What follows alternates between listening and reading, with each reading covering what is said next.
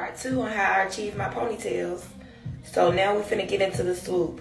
So I make sure I part it all the way around the frontal for this and parted out the hair for the swoop. And this is gonna be a separate section.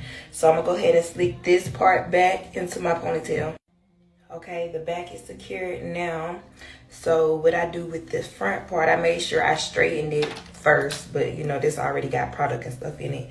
But I'm gonna just go ahead and comb it out.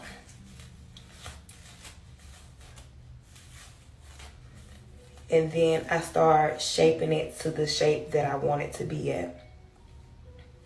So just start swooping it just a little at a time, and take the first part and just stick it behind my ear. And every time I just keep swooping and adding hair to behind my ear. Just like that. And then I keep